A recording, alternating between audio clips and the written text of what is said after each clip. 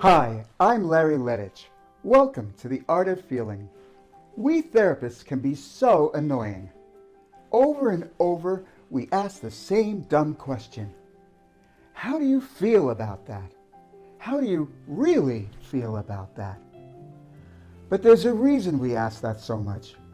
Feelings and emotions drive everything we humans do. If there was any question about it before, the last 30 years of neuroscientific research has proven it beyond a shadow of a doubt. I'm not just talking about the strong and noisy emotions. I'm talking about all the little feelings, all the moment-to-moment emotions that get you out of bed, that get you to make coffee and go to work, that get you to turn left instead of right, or talk to one coworker instead of a different one. You may think you're one of those reasonable, rational people who doesn't act according to your emotions, but I can assure you, you do not do what you think is the best thing to do. You do what you feel is the best thing to do at that moment. You are moved by a feeling inside you. So if you want to understand why you do things, you're going to have to become aware of what you're feeling that's moving you to do them. But most people have a lot of trouble being in touch with what they feel. Some people, when you ask them what they feel, will immediately go to what they think. But other people, and maybe you're one of them, feel like they're very good at knowing what they feel. But what if I told you that you may not be as in touch with how you feel as you think you are? Here's why. The truth is, because of the way the human brain is wired, a lot of the time, even those of us who feel like we're really in touch with our feelings aren't actually in touch with what we feel. We're in touch with what we think we feel. And then we come up with long, complicated explanations and stories about why we feel what we believe we feel. And then, to make things worse, we can end up feeling bad because we don't think we should feel the way we think we feel, or we don't like the way those feelings seem to make us act. And by the time we get here, we have strayed very far from our original feelings. It can be hard to break through the clutter of your thoughts and get below all the secondary emotions, all the turbulence created by your mind as it adds to, reacts, and judges what's really going on inside you. So how can you cut through all that to discover what you truly feel deep down inside? The following 8 points can help you find your way. Point number 1. Feelings are something you feel. The first thing to know about feelings is that you feel them. They feel like something, the way you feel your hand touching a table or the gnawing in your stomach when you're hungry. These sensations, or groups of sensations, happen within you right now, in the present moment. This may sound ridiculously obvious, but it's not as obvious as it sounds. Don't assume you know what you feel about something just because that's how you've always felt about it, or that's how you should feel about it. If you're not feeling a feeling, you're not feeling it. Feelings aren't static and stable objects like an arm or a leg or a finger. They're a process occurring in your nervous system, continually being generated and regenerated. You can't literally feel what you felt yesterday or even 15 minutes ago. You can feel the same as the way you felt yesterday, but what you feel is what you're feeling inside of you right now. Got that? So now, let's move on to point 2. True feelings are experienced in the body, and they start below the level of words. This is the heart of the matter. Think of a horse, or your dog, or for that matter, a baby. They feel, right? But do they have language? Do they think in words? The brain circuitry that creates emotions in animals and in us evolved millions of years before human language came along. Because of this, our emotions at their core are fundamentally wordless. They're more like music, which is why music moves us so much, and why movies add soundtracks to increase the feels. Feelings start out below the level of words as bodily sensations of varying intensities. Their purpose is to signal to you that something important is happening in your internal state. The next point may be the most surprising one. Point number 3. Feeling is slower than thinking. Now, you may think I'm totally off base with this one. Everyone knows that emotions are faster. They fly in and make people react and do stupid things before they've had time to think, right? Well, you're right. When we feel sufficiently in danger, fight or flight reactions are designed to get us to act before our cognitive brains can reflect upon the information we're receiving. They're a great survival mechanism. You don't even have to realize that you heard a sound that could be a tiger hiding in the bushes. You just run. In fact, it turns out that any sufficiently intense emotion can make us think and act in ways that our normal state of mind barely even recognizes. But the picture is more complicated than it looks. Those hot emotions may be faster than thinking, but ordinarily, feeling is slower. To begin with, our thoughts are incredibly fast. We all know that we can think a mile a minute, right? But we can't actually feel a mile a minute. If you're going really fast, thinking and talking really fast, you really are going too fast to be able to sense your deeper, slower emotions. In order to get in touch with those deeper emotions and feel them, you need to slow down.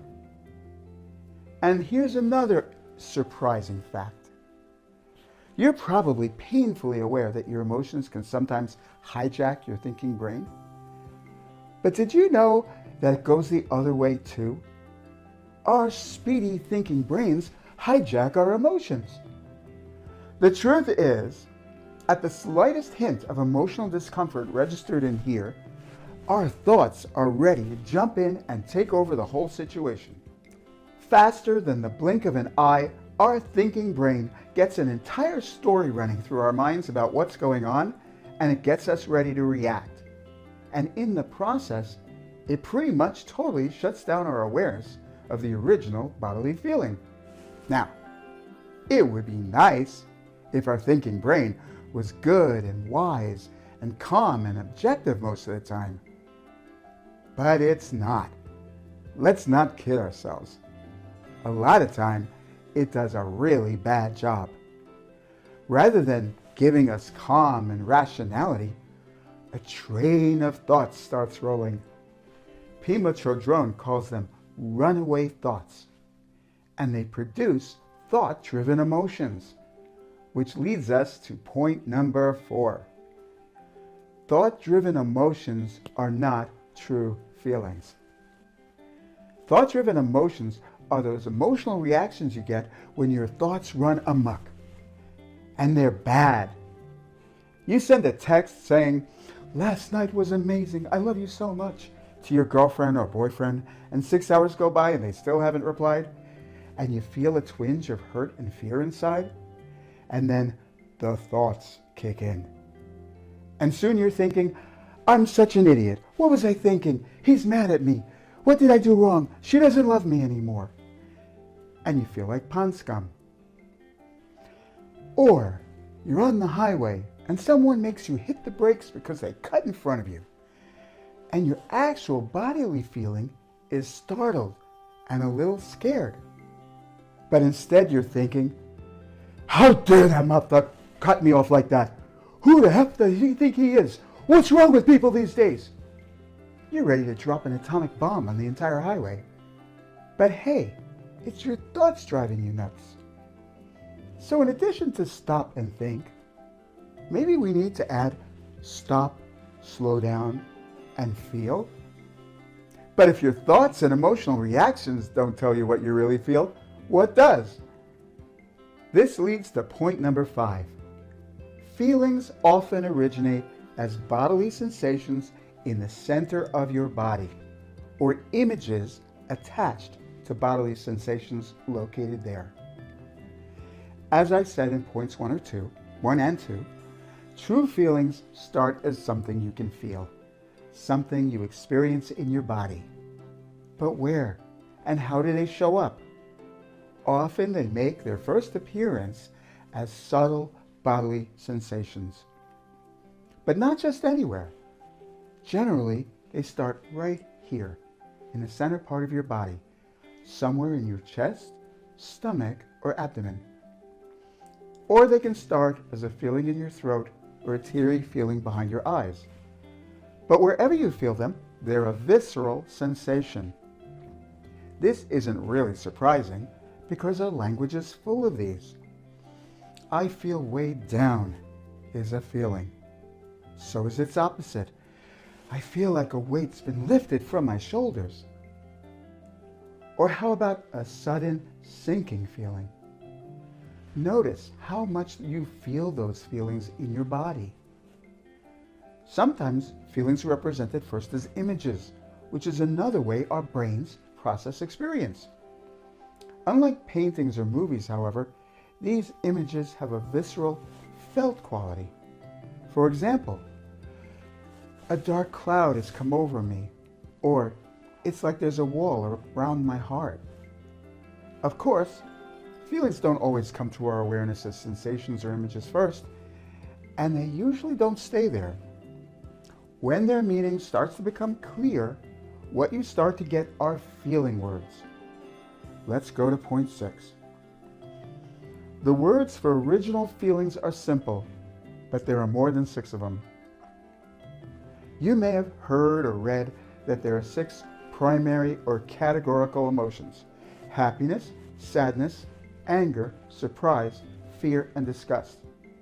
This idea originated from research showing that these 6 emotions create universal facial expressions recognized by people from every corner of the earth. But further research showed that there are far more than 6 primary emotions. Real feelings are shaded and of different intensities, and we can have more than one feeling at a time. But it's clear that true feelings, the ones you feel in your body in the moment, have a certain simple quality. Like, I'm excited, or I'm moved, or I feel safe, or unsafe, or I'm lonely. To review, original feelings are felt in the body, they're in present time, they emerge slowly and often don't start as words, but when words do come, they tend to be simple words. But if you have done all that, how do you know that what you have gotten to inside is what's truly going on within you? This leads to point number 7. Your true emotions feel true in your body. So check in there. When people look in their heads to figure out how they feel, it's like saying it's 12 o'clock, so I must be hungry. There's no feeling behind it. But even if you don't think you do, you, like everyone else, have a built-in feedback loop to let you know what you feel, and it seems to emanate from those inner places located somewhere within your torso. Granted, the connection may be a little bit rusty from disuse, but you still have it. When you've identified something you might be feeling, check in there to see if it fits. You will get a clear yes, no, or not quite. If you don't get a yes immediately, stay with it and keep checking to see if you're getting closer to it or not until you get that inner yes. That yes is a very good feeling. You feel like something inside you goes, yes, that's exactly how I feel. Your body relaxes, you may sigh, and in some hard to describe way, you feel aligned with yourself. Carl Rogers, the great mid-20th century psychologist, who's truly the father of all modern-day psychotherapy, called it congruence. We call it being emotionally connected. Finally, we come to point number 8. When feelings are felt, they can change. Lots of people avoid their feelings because they think that if they start to feel them, they'll only get stronger and they'll never end. In fact, the opposite is true. It's when people don't feel their feelings that they get stuck. But when you acknowledge and let yourself feel the feelings you're really having, no judgment, no trying to change them or push them away, they actually may change. They often do. Not only do they change, you may find that you progress through a succession of different feelings until you reach a resolution. Sometimes that's harder to do than other times. Some feelings are more difficult to resolve. And if there is something in your life that's really causing you the distress you're feeling, the feeling's not going to go away by just feeling it. You have to do something about the cause. But feelings and emotions move. Their whole purpose for existing is to tell you this is where you are and this is what you need to do and where you need to go. The change they call for may be within you or it may be external or maybe it's a combination. But implied within them are the seeds of their own resolution. And so, the next time you ask yourself or someone asks you, and how do you feel about that? Don't settle for the easy answers. Don't settle for the same old thoughts and stories that go through your head again and again. Stop and dig within yourself to sense freshly what you truly feel in your body deep down right now. Even if it's confusing at first, even if it goes against what you usually think. And then follow it until you feel that core of truth resonate inside you. If you can let go of all the usual things you tell yourself, all the usual stories and past scripts, and just dare to feel and express the simple truths of what is going on inside you moment to moment, and then let your honest feelings reveal themselves, move through you, and change if they wish, then you can live more authentically, and you can change your world.